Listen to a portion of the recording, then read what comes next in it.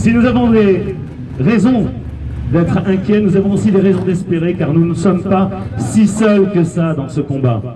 Des collectifs de citoyens se mobilisent sur tout le territoire et multiplient les actions en justice. Je vous en avais déjà parlé. J'étais, mercredi dernier, à Aurillac, dans le cadre d'ailleurs j'étais pas seul, beaucoup de personnes présentes ici y étaient également. À Aurillac, donc dans le cadre d'un rassemblement organisé par Réaction 19 de maître Carlo Alberto Brusa. Alors on peut le saluer, on peut saluer d'ailleurs les organisateurs de ce rassemblement dans le Cantal, qui a été, je pense, un petit succès. Alors on se dit toujours, oui, il n'y a pas grand monde. Il y avait déjà plus d'une centaine de personnes, mais ce qu'on peut saluer, c'est la qualité de l'organisation, la qualité des intervenants et le sentiment de chaleur et de liberté qui s'est dégagé de tout ça. Il y a la même ambiance que dans nos rassemblements, on se retrouve à parler, je le répète à chaque fois, à tisser des liens, on retrouve de l'espérance, on se sent moins seul. Donc bravo à toute l'équipe de Réaction 19 qui a organisé ce fantastique rassemblement.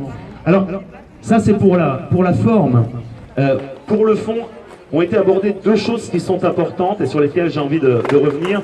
La première, c'est le rassemblement du 1er mai à Paris.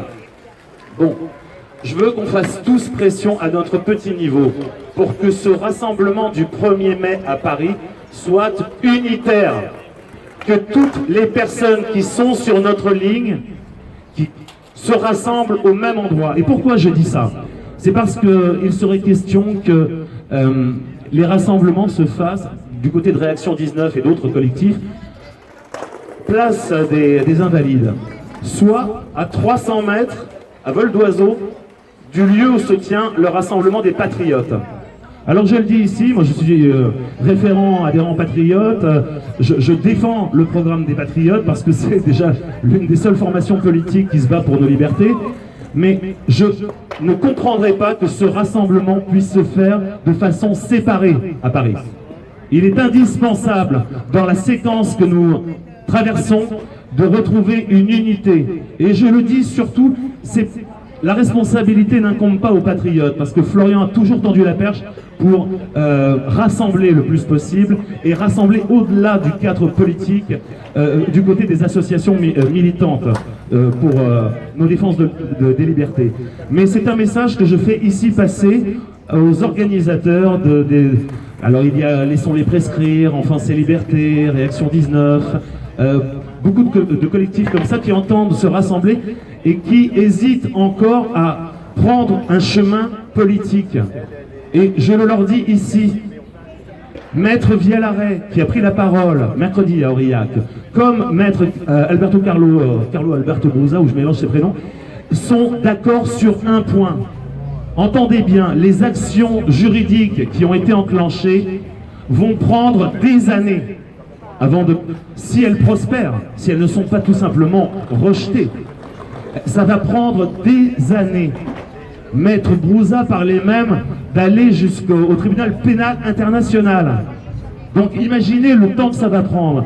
Et ils disaient tous deux, en fin de discours, qu'il n'y avait de solution que par l'angle politique. C'est très bien que les collectifs citoyens se réunissent, c'est très bien qu'ils alertent, c'est très bien qu'ils fassent ce travail. Mais si nous ne nous présentons pas aux élections, nous n'existons pas. Nous devons aller aux élections, nous devons reprendre un chemin politique. Ils ne pourront pas nous ignorer. Nos rassemblements comme ça, je ne dis pas que ça les amuse, non, c'est une épine dans leurs pieds. Mais est-ce que nous sommes réellement gênants? Je ne le crois pas. Nous deviendrons gênants et notre voix portera quand nous aurons des candidats, quand nous irons aux élections, quand nous adresserons nos professions de foi, quand les gens verront que nous sommes les seuls à nous battre pour leur liberté. Parce que pour l'instant, ils nous prennent des fois pour des doudingues ou des complotistes, enfin, tout ce qu'on peut imaginer. Mais quand nous irons aux élections, quand nous aurons des candidats, nous aurons une tribune publique. Notre voix portera différemment. Donc je vais y revenir et j'espère pouvoir en parler avec certains d'entre vous après cette allocution. C'est dans la droite ligne de ce que disait Maître Vialaret, qui s'occupe d'ailleurs du collectif Enfance et Liberté contre le masque, et Maître Brouza. Ils ont bien compris que les actions juridiques allaient patiner et qu'il nous faut maintenant aller au scrutin, dans les urnes. C'est là qu'on va... Et vous allez vous dire, bon, peut-être qu'on va aller faire 2-3%, peut-être, mais on va faire passer un message. Que nous sommes la seule opposition, que nous sommes la seule résistance, et à ce moment-là, ils ne pourront pas l'ignorer, nous serons dans une campagne officielle.